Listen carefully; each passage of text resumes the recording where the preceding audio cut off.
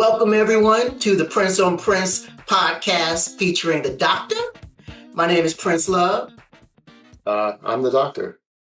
And we are two lifelong friends who have been into Prince since the 80s. And so this podcast is going to be all about our friendship, our journey, and we're going to have a lot of very interesting conversations about all things Prince. And for the record, my name really is Prince, named after my Uncle Bob. For the record, my name is not the Doctor. My real name is Terry, but I think the Prince on Prince podcast with the Doctor sounds better than the Prince on Prince podcast with Terry. No offense, Terry's. We're actually both doctors. We both have our doctorates. Just a recent grad from Vanderbilt. Congratulations. And not so recent grad. Thanks for that. From University of Delaware, right? Yes. University Shout out to Delaware. Yeah, go fighting Blue Hens. Yes. Today's exciting for a couple reasons. One, because we're together. Yeah, living across, in different parts of the country. I have a little something for us to commemorate. All right. Yeah. So I brought Let's celebrate. I brought my mug today. This is us back in the day. And of course, and this is something that Prince gave me. And of course, he had to put one of him by himself and then one of him and Brandy. So at least I rank there somewhat. Cheers. All right. Cheers. Cheers. Cheers. No, I was doing it to them, but yeah, cheers to you too. I appreciate that. Yeah, and we are very excited about all of you being on this journey with us. One of the main reasons that we're doing this is because 2026 will mark 10 years since we lost the greatest of all time, in my humble opinion, Prince, the artist. And so we're going to periodically drop podcasts throughout the year. And of course, we invite you along with us. And we hope that you like and subscribe and put your great comments down below. Let's do it. Let's do it. So today, what are we talking about? Sex. I mean, you have to talk about sex if you're talking about Prince, right? Yeah, so. And so we're going to have one of my dear friends, Mariko.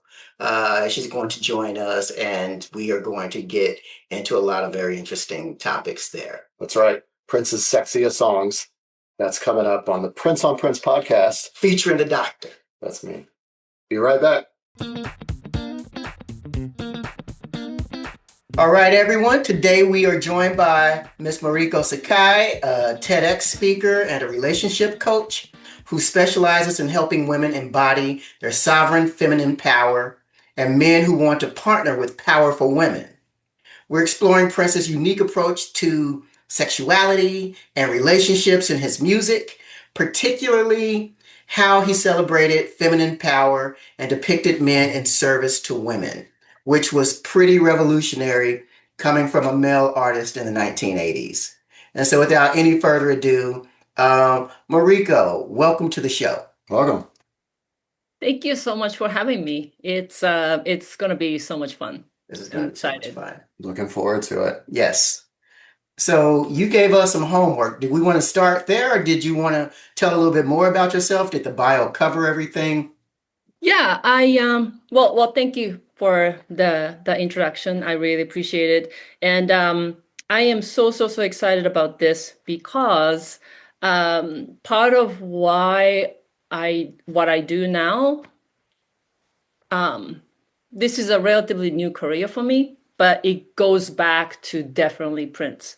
Just creating this connection of my curiosity into sexuality, and then how we express that or we don't, right? And then so I was starting to look for Prince's sexual songs, and then it's pretty much every song.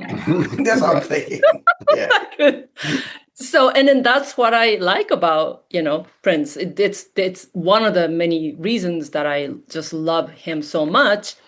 And then so this is such an interesting topic, because I believe that if people want to enjoy their own sexuality, what's the biggest key to that is that how much, I mean, how are you free? I mean, how free are you, with your own body as a sexual being? If you have any like feeling of shame or like a discomfort about your sexuality, about your body, or like idea about your sexual identity, that the fun that you can have in sex just diminishes just dramatically. So I feel like the prince really embodied this person who is sexually free, and then his body is completely free to enjoy this bodily pleasure. So I I gave you this assignment to come up with which of the songs are the most sexual in that way, because like I said, every song by Prince is very sexual. Yeah. Yeah, but I had a problem with the assignment. What? Only because you limited it to 3 songs. Mhm. And like you said, just so much of his catalog is very sexual, but not also dirty. Even though he had an album called Dirty Mind. But a lot of the songs were not about like a man dominating a woman. Like you listen to some 90s hip hop, maybe, not throwing shade at hip hop, but there was some songs that were definitely a little misogynistic, right? And Prince was able to be very sexual, talk very openly about it, as you just mentioned, without it seeming disrespectful. And so I always appreciated that. I guess since it's Prince on Prince, I'm going to start. And the first song I had, I'm waffling because it's like, man, but what about this other one? I had Sexy Dancer from the Prince album. And the reason why is that there weren't a lot of lyrics, but the music, you still felt sexual energy just from that music. And I was like, man, you could listen to that. And I think a lot of people have not. But you could listen to that today and be like, oh man, I wanna get down. I want to get down. Yeah. So I don't know if you want me to do all three or if you want us to do one at a time, which works. So that's like your like a That's my number three. top That's my three, number right? three. Number Yes. three. Yes. I So feel like maybe we will go around the table and then like what's our Okay. So okay, I also had trouble with this assignment. I gotta admit, and at least when Prince had trouble with the assignment, he still said, "Okay, but I'm gonna adhere to it. I'm gonna stick to it." Right? I had trouble with the assignment, and I said, "I'm gonna cheat." So here's what I did. I picked, and I think that this maybe falls within the rules, but I would say the Love Sexy album, right? Which, if you remember, is one continuous track. So there's no tracks on that album. So technically, it's one song, right? It's one song, but it includes Alphabet Street. It includes, of course, Love Sexy, When Two Are in Love. It includes I Wish You Heaven, Glam Slam. So I know that that's cheating. Yes, it right. is. All right. Yes, I know. But all right. But yeah. So I'm going to put it forward. It was one track. there's one track. All right. Let's hear your other. All right. I actually changed my second one. And okay. You mean just now? after I knew that he was cheating. Oh, wait. So are you gonna do the top three, and then I'm gonna share my top Yes. three? Yes. Okay, all right. Yeah, because you're going to let us know if we're right or wrong. Okay, well then I'm gonna be taking notes then. Yeah, hold on. I'm gonna be taking notes. All right, Okay. brilliant. Okay. So originally my number 2 was International Lover because it just made so much sense for it to be that. And then I realized the instrumental of God from Purple Rain. I chose that as my number 2 because the music just takes you on that sort of sexual journey. You know it's a sex song. You just know it. Actually, I need to listen to that one. Can I play it for you next time I see you? Okay. Yeah, because we don't have clearances. We can't afford that. That's not why I said that. Okay. So aside from cheating, I do have three, but I think that the three that I chose are three kind of very different songs. Like, for instance, the instrumental of God, the kind of, because I think he plays with both sexuality and spirituality. And, and I think that there's a lot of, so I think with my experience of spirituality, so growing up in a really religious home, my understanding of spirituality was in conflict with sexuality, right? Mm. And I think a lot of people, and maybe it's just me, but initially would interpret a lot of Prince's songs as like this conflict between sexuality and spirituality. Mm. But the more I've listened to them, I don't think that they're in conflict at all. To me, I think that they're intertwined with each other. They're complementary of one another.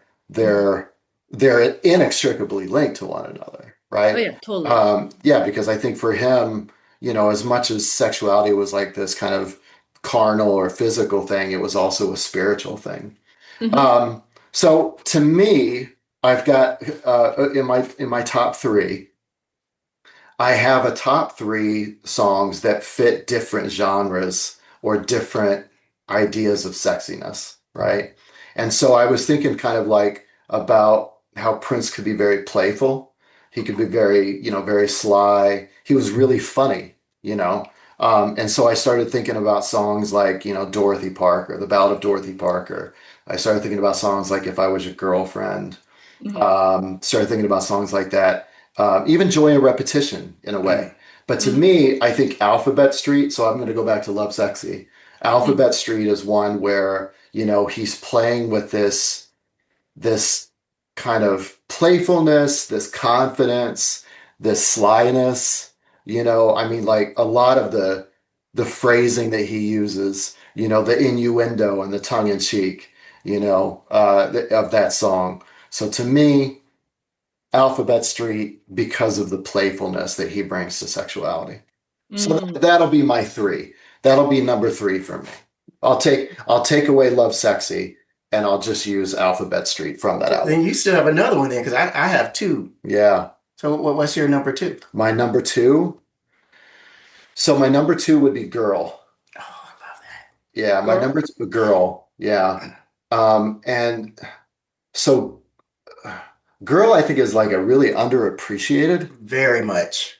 And I don't know that it's like, like back catalog or anything like that, but when you think of Prince, I don't think that many people think of that song. But if nothing else for that line, if I were anything other than human, I'd be the water in your bath. My Lord. Right. But What did you say? I couldn't hear.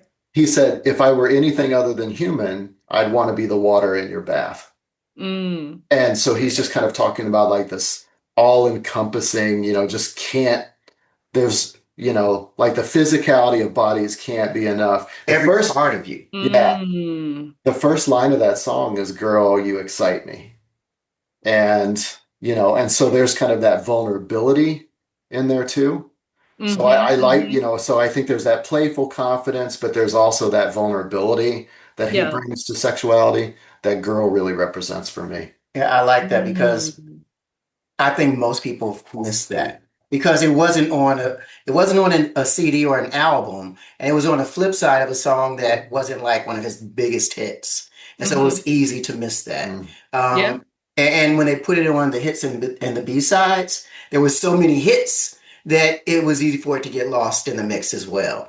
Yeah. So I know that the estate is releasing a reissue of Around the World in a Day, and the extended version they're going to have included with the extra material. And so I hope Mm. people will check that out because that's going to be fantastic. I Hmm. do think, Mariko, that you are going to applaud my number one song. And because it's kind of hands down, I would almost fight anyone that didn't think that this was a top five or top three sexy Prince song, Uh-huh. and that would be "Do Me, Do me, Baby." baby. Hmm. Do Me, Baby. Sure. Absolutely. Yeah. Uh, you did not hear men screaming like that on a record and sounding like he was actually doing something as he was Mm-hmm. recording that record. Right. Uh, I feel like if you play that for someone, they're gonna be like this, like, oh my, somebody, could you can I get some ice cubes or something? Is that It's, how you feel too, or you think that that's what will make, women like this? I hope it makes them. I can't listen to that song by myself. I What do you need mean? because it's so sexy. It's so it gets you charged up. I need a Oh, beautiful lady by my side when I'm listening to "Do Me Baby," okay. because otherwise I'm singing to myself, and that's a partner song. Like Um, this is one of the moments where not having clearances works out in our favor.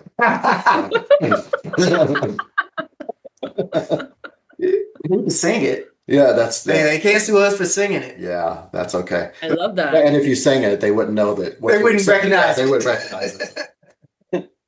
But yeah, that would be my number one. What about you? Yeah, it's the same. Do me, baby. Oh. And for many of the same reasons. But I think too, if you just think about the title, right? And you think about, and I know that, later on we're going to have another episode with Mariko where we're going to be discussing, um, you know, uh, maybe a different take than what was normally given in pop songs about Mm, sexuality. And I think Do Me Baby is a good representation of that.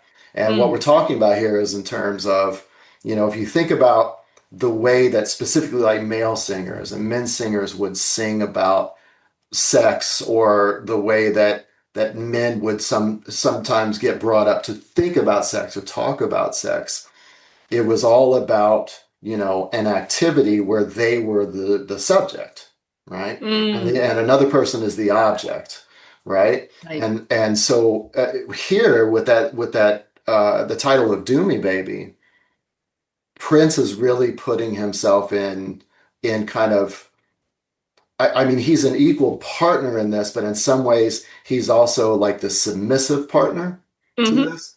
And he's saying, I want you to do what you want, right? Yes. I want to. So to me, I mean, that song is, I mean, look, you can think about, and what's interesting too is like in the songs that we've chosen, and, we did compare notes, but some of the obvious usual suspects, they made my fourth list because, again, I told you I cheated. I had all these different lists.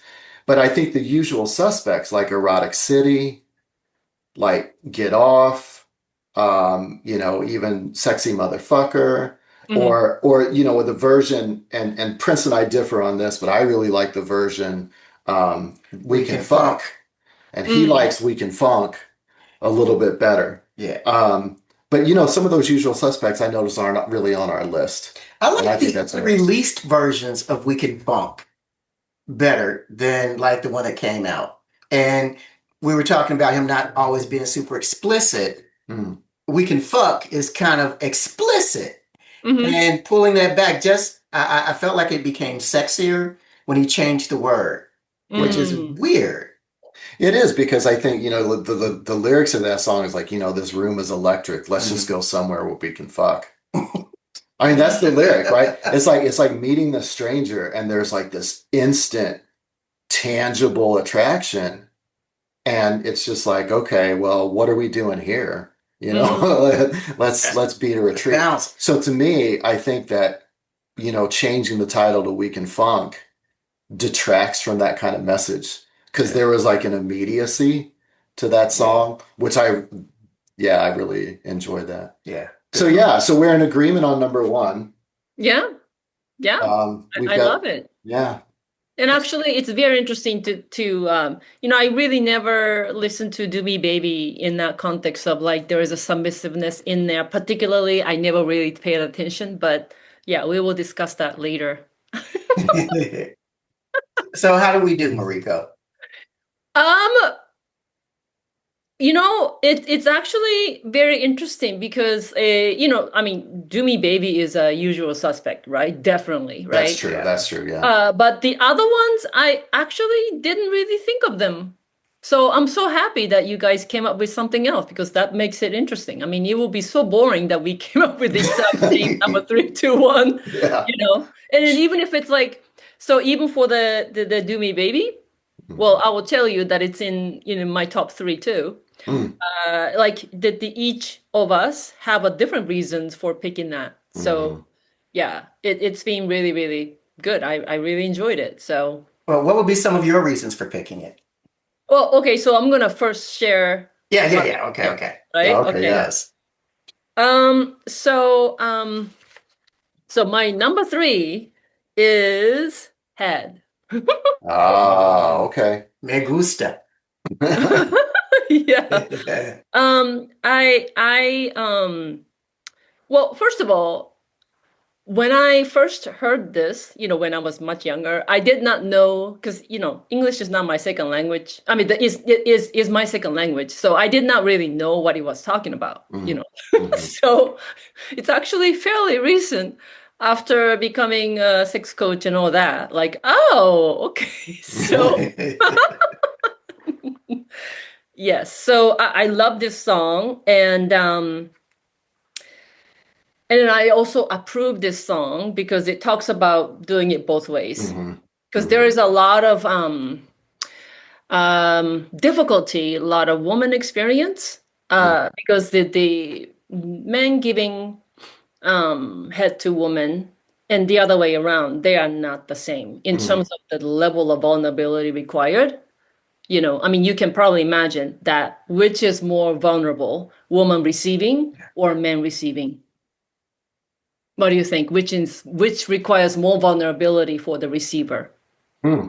woman or man? I think men are just happy to receive. So I would imagine that women have a lot more insecurity. Am I doing this right? And am I making him happy? You mean the Things like, receiving or giving? well, I was talking about giving, but receiving as well. I think that women would feel like, is everything okay?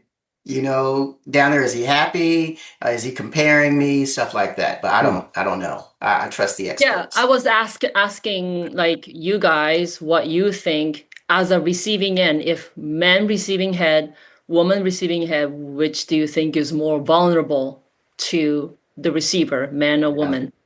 So Terry, what do you think? I think in terms of, excuse me, I think in terms of receiving, I would imagine that it's a more vulnerable reception for a woman. Mm-hmm. And I think that for a couple reasons.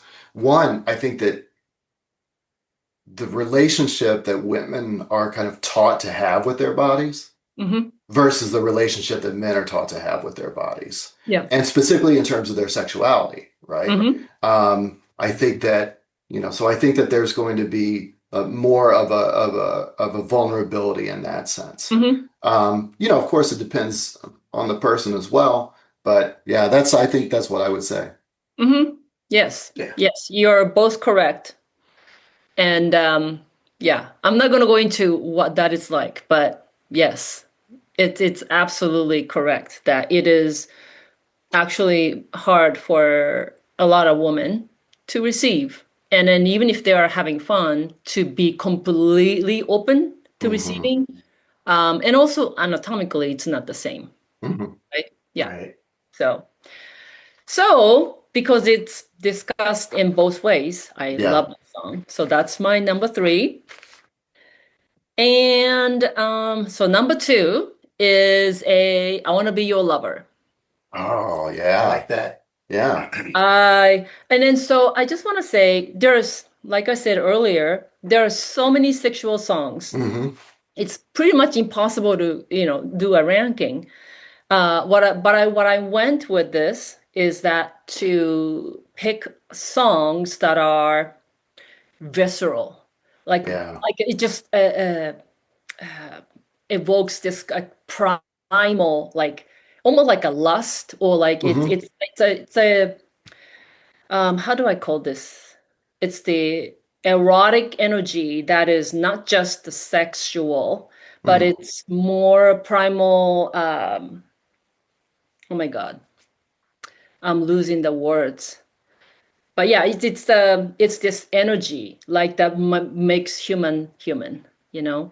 So instead of like using a very explicit language, like for example, there is a song called Come, right? Mm-hmm. And then it talks about specifically what he does with his tongue and all that.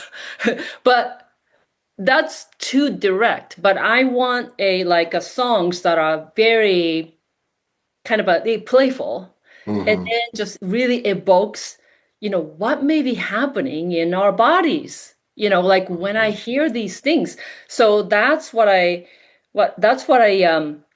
really focused on. So like for example, I want to be your lover, I want to turn you on, turn you out all night long, make you shout, or lover, yeah, right? um I want to be the only one you come for, something like that. Mm-hmm. I mean, Yeah. it just really stirs so much. I mean, stir not in a bad way, but it just, I don't know even how to. Something is happening inside of my body just hearing this. It's not Yeah. just like I'm hearing what people are doing. It's just creating an experience, embodied experience in my body, just hearing it. Um, so that's why this is number two. That's a And nice pick. That's a really nice pick. Yeah. Yeah. I huh? really like. We were just saying that's a nice That's a really pick. nice pick. It's a really, yeah. That's a great, because you think about like the title. The title's straightforward, Yeah. but Yes. it embodies that playfulness that we were talking Mhm. about. Because there's that moment in the song where he says, I want to be the only one that makes you come, and then there's just that beat, and he says Yeah. running, Mhm. right? So he's kind of playing with that. But the Yes. song too, the song is, very much different from like, some of the like the slow jams, like the Do Me Yeah. Babies. Mhm. It's a joyful song. It's Yes. very poppy. It's very upbeat. Yeah, that's nice. I like that. Yeah.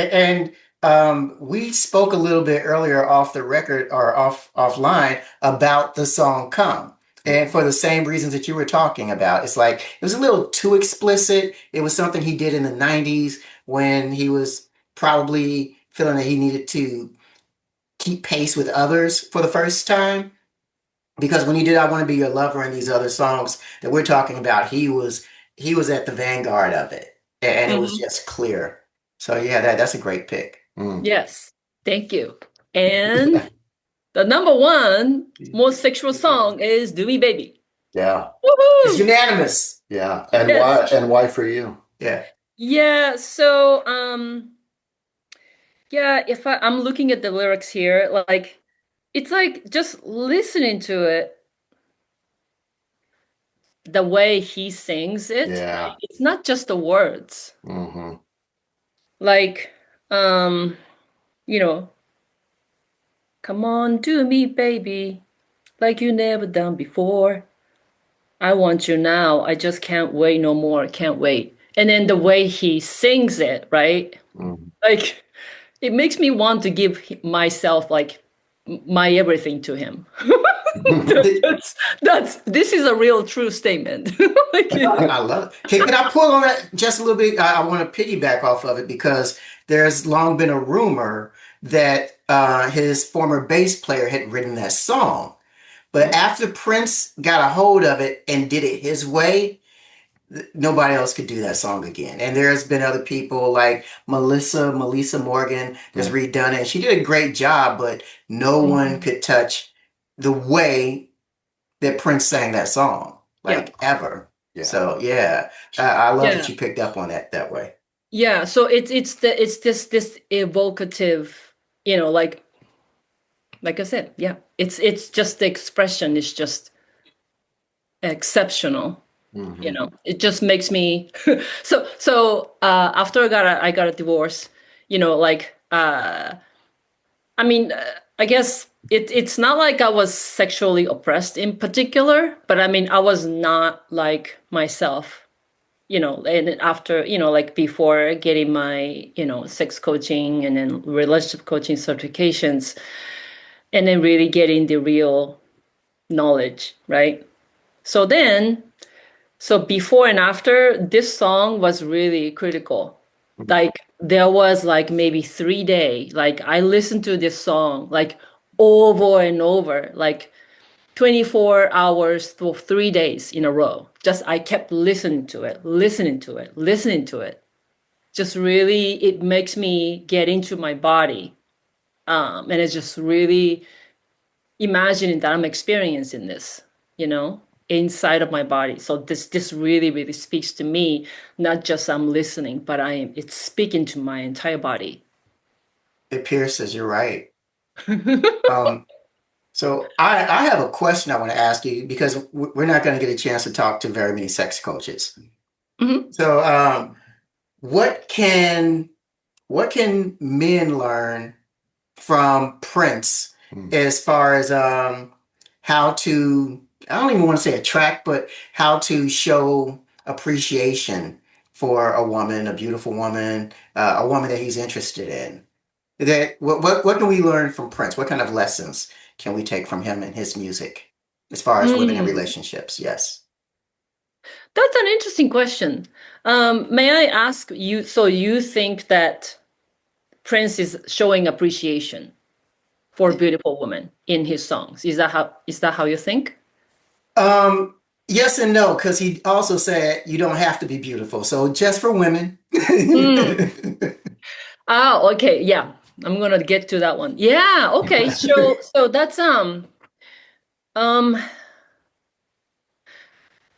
I feel like what that's a good example. So I feel like when I am listening to his song, even though he talks about this, physicality, this primal, like this attraction and lust and all that, and lust and love, um, what he's really talking about is that this soul connection. Mm.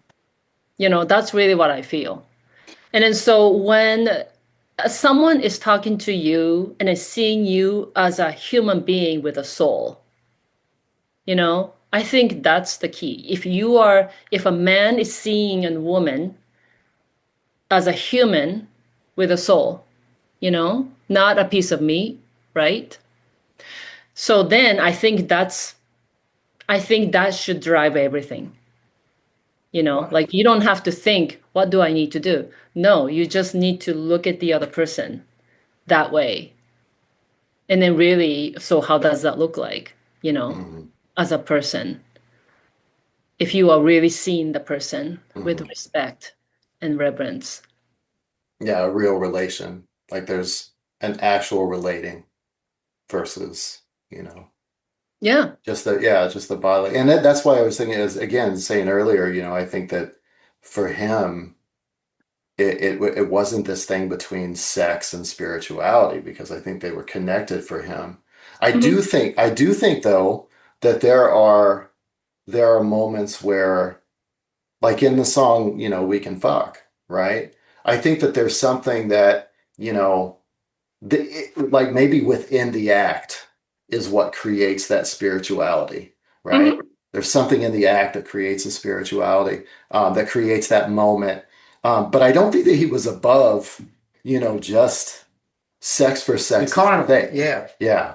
But he It doesn't felt strike me. guilty. What's that? I don't mean to cut you off, but one of his engineers said that he would have like these wild nights on a Saturday, and then on Sunday he would go into the studio and do a song like The Cross. Yeah. So just like all that carnal energy, it's like, oh, I need to make amends for it now. Well, see, I don't think he was making amends. I think he didn't see any contradiction. Ah, I don't think he saw a contradiction in, a wild night on a Saturday and then going to, I don't think it was like an atonement. I don't know. I mean, I could be wrong, but yeah. because that's what I used to think. I used to think, and I think maybe some of that was bound up in like my own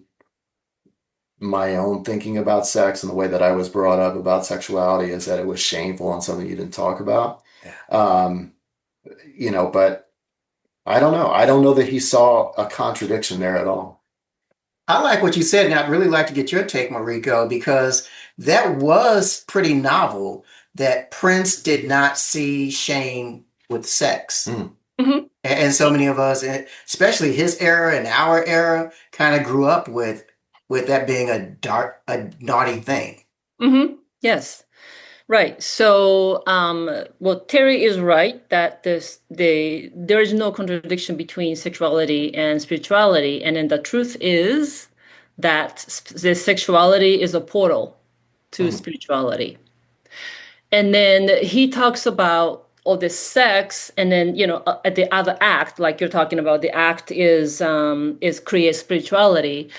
That's exactly it, because sex, and not only sex, but sex is one of the things that we do as a human that is so embodied, based in the present, and based in our five senses, right? Yeah.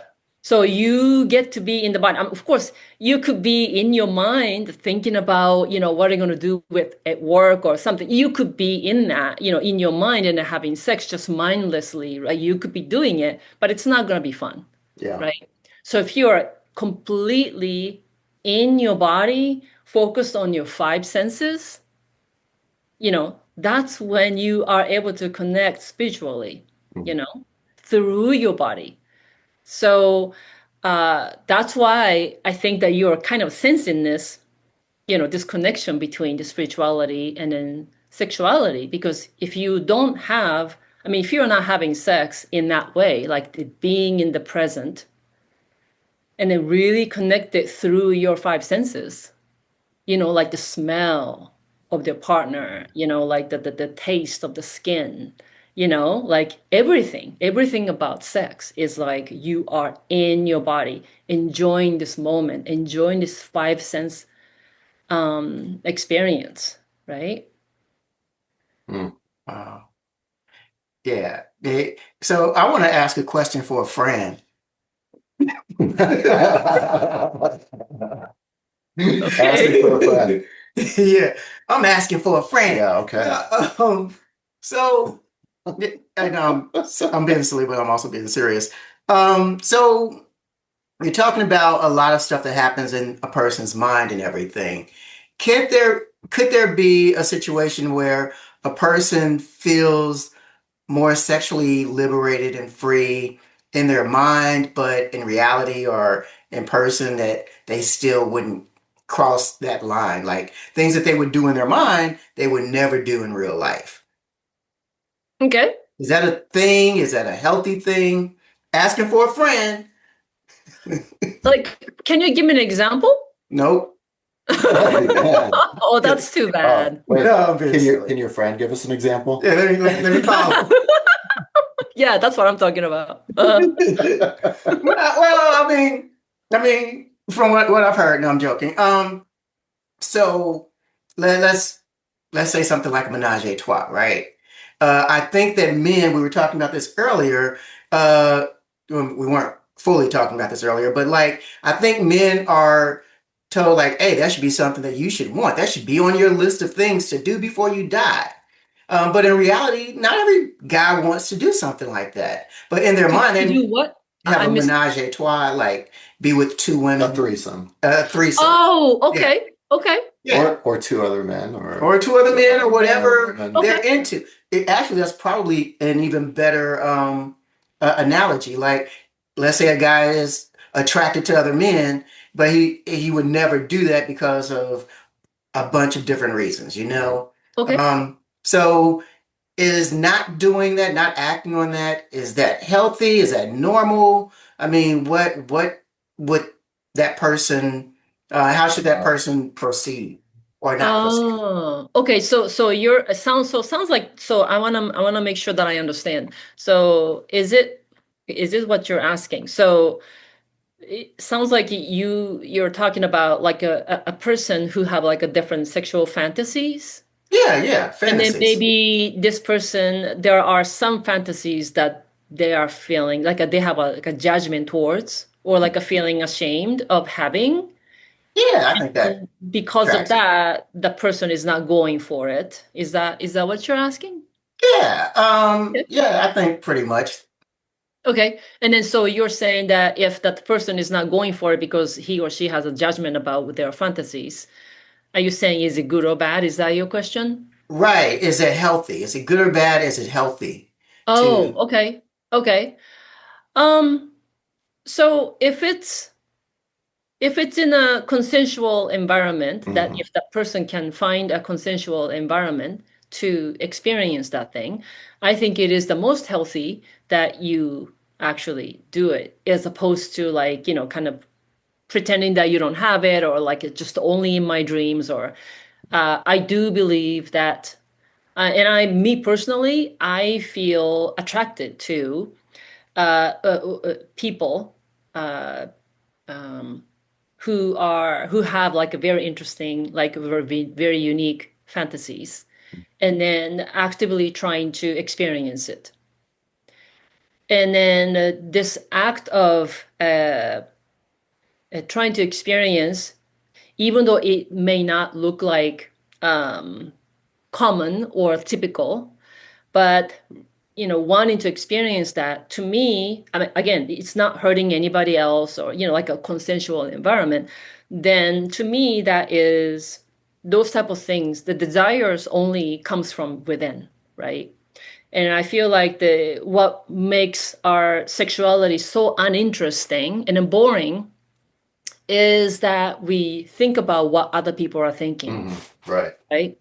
So when people are going for what they want inside these desires, that especially if it's not similar to what you hear about on the outside, to me, it's sexy as hell. Yeah. I love So, that.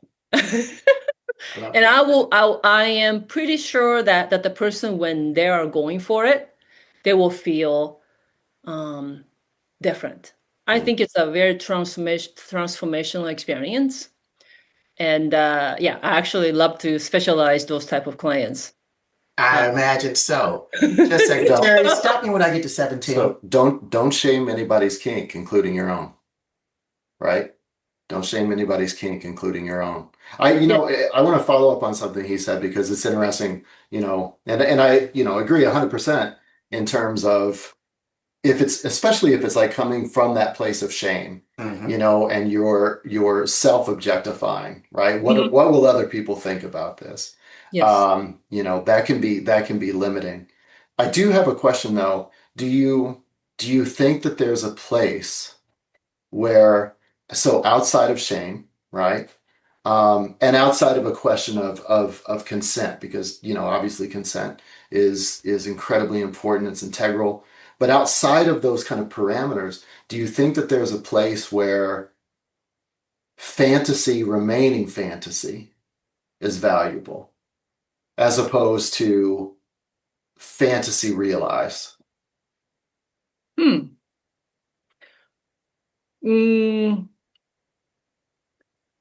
don't know. Do you have a specific example? I don't. I'm going to ask for a friend though. Not so, yeah, not really. No, I think that there's, because I think that when people fantasize, right? Even during act, right? Even during acts with people will fantasize, and whether those people are themselves or others, but and so in that sense, I think that fantasy can be that added element, right?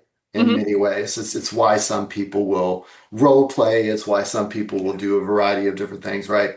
But I just want, I guess I'm just, yeah. So I don't have a specific example per se, but something that holds still that kind of magical, intangible, fantastical, that sense, right? Where it's not something that's realized, but it's something that remains fantasy. And again, not because there's a shame involved, not because there's would be a lack of consent and someone would be hurt by this, but making that conscious decision that, I want this to remain fantasy.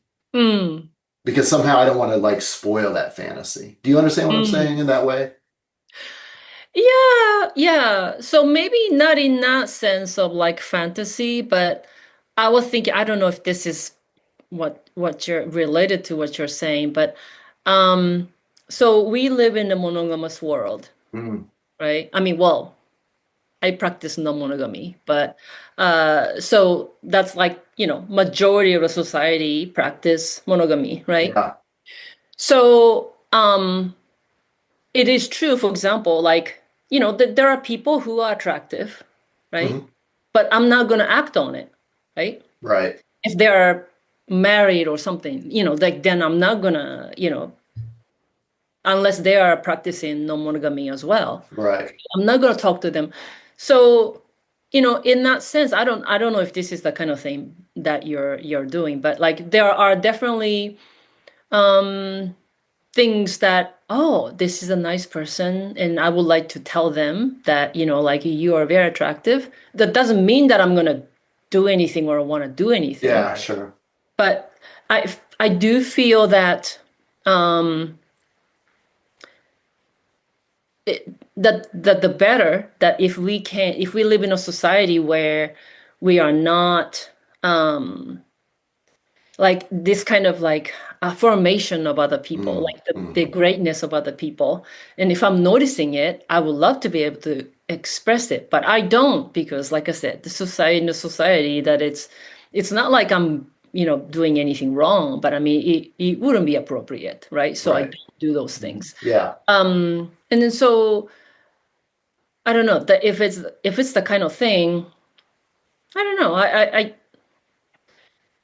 I think there is a practicality of Sure. Yeah. yeah. But yeah, I do think it's that unless that the person genuinely enjoy just imagining different scenarios and that's their thing, I think it's great. Like it's not necessary that they actually do things, but I think there are some people who really enjoy imagining different things that they want to Right. do, but not necessarily doing them. But I don't know, did I answer your question or? Yeah. No, I think you did. I it's a hard one to answer, right? Because you have all sorts of, like you said, practical boundaries, chosen boundaries, right? Mm-hmm. Boundaries Yeah. that you choose. And I think that that's maybe what I was getting at, is like, as long as you're choosing those boundaries for yourself. Mm-hmm. It's intentional. Yeah. The intention of it. Yeah. Yeah. And then it's not just the boundary for myself. Like even if I'm seeing a really nice man, but if he's married, even if I am open to express like, oh, you are a really good man, like Hmm. I think that his wife is gonna think like like Right. Yeah. so I'm not gonna do anything not because of me, but knowing how they operate, right? Right. Yeah, Yeah. because consent involves, especially if you're thinking about like, the monogamous, kind of that monogamous Culture. default, Oh, right? yeah. That there's, consent also often involves third parties. You know what I mean? Mm-hmm. Like there's a ripple effect to our actions. Yeah. Yeah. Yeah. I Yeah. think that's one reason why so many people are choosing to remain single as long as we have. Or what is your question, Terry? So my question, in your work, so you're a big Prince fan, right? And Prince has inspired some of the work that you do, or some of the ways that maybe you do that work. Do you use Prince or his music in your work, Mm. right? So, So not yet, but I was actually thinking about that because it's like, so I'm going to create this audio piece of mm, men speaking about like worshiping women or respecting women, right? Or mm, loving women in a way that I believe is human.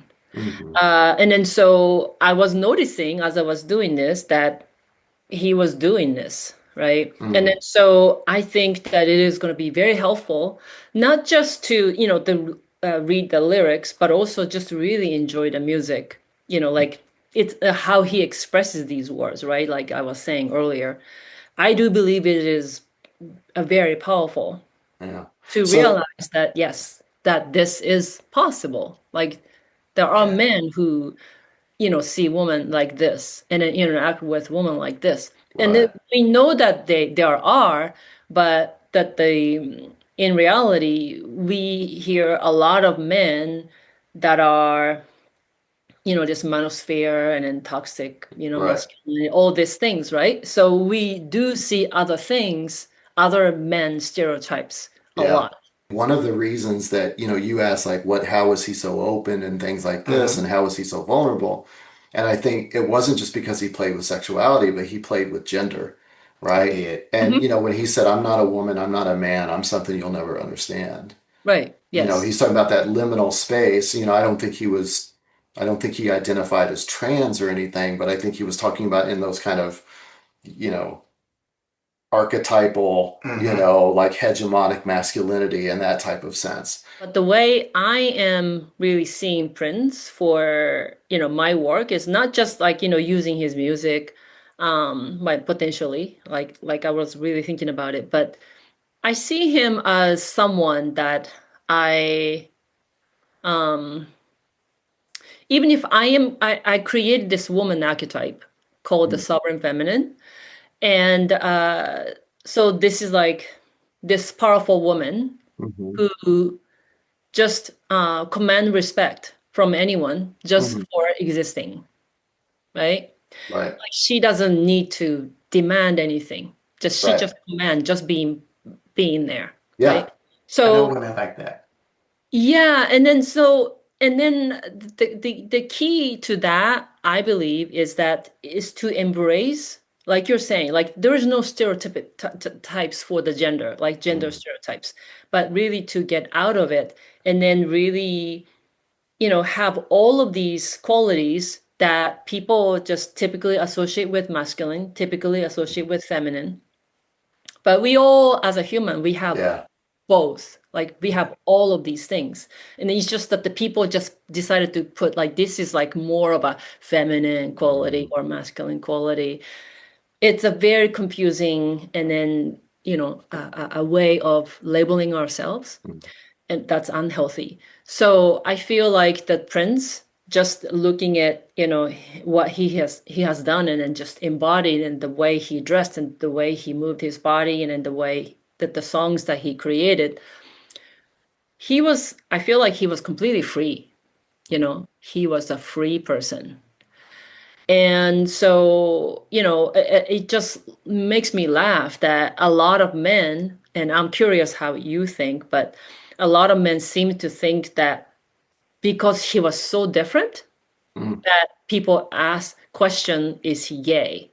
And then, there are some of his songs that says, are Yeah. you gay? Or, like, right? Am I Yeah. straight? Right? Yeah. And I feel like that's just people looking at him from that lens, Yeah. right? Men are supposed to be like this, women are supposed to be like this, but he was completely free from that. And then Mm-hmm. as a result, people thought that, oh, maybe he's gay, or maybe this, maybe that. But no, this is the way. So I'm teaching that to women, like to be like Prince. I mean, Prince is just an example, you Yeah. know, I love that. just free, be Absolutely. free from any boxes. Yeah. Any box. Exactly. And not just the boxes, because, you know, it's one, it's limiting to the person, Mm-hmm. right? But if you go back to what you were talking about earlier, that, you know, for Prince, there is this connection, right? This sui generis connection, right, between people that becomes something larger than the whole, right? Mm, That where there's a spirituality to this kind of carnal connection. It's yes. not just that you're limiting yourself, but you're limiting your ability to relate with other people Yes. because, you know, you're putting these boxes on, and those relations are oftentimes seen as oppositional, Yeah. Mm-hmm. right? It's an oppositional relationship, you know, where it's like this and that, and there's no real connection that can be found there because it's a meeting of opposites, it's a meeting of differences. And I agree, yeah, Prince was like trying to break all that down. Yes. You know, and I think he broke it down not just in terms of his the way he carried himself, but also, you know, very literally in his songs. You know, I would die for you. I'm not a woman. I'm not a man. Controversy. Am I black or white? Am I straight or gay? Mm-hmm. And he was just saying, He this is the never wrong answered the question. question. Well, because He didn't have to. I think he rejected the question He outright. rejected the question. He rejected the He question asked it outright. because he knew that that's what people were asking. I'm not going to answer that for you. That's none of your business. Yeah. Mm-hmm. And I think he was also saying it's beyond that, It's right? beyond that. It's not that narrow. It's not that limited. And that's why he says, I'm not a woman, I'm not a man. I'm something you'll never understand.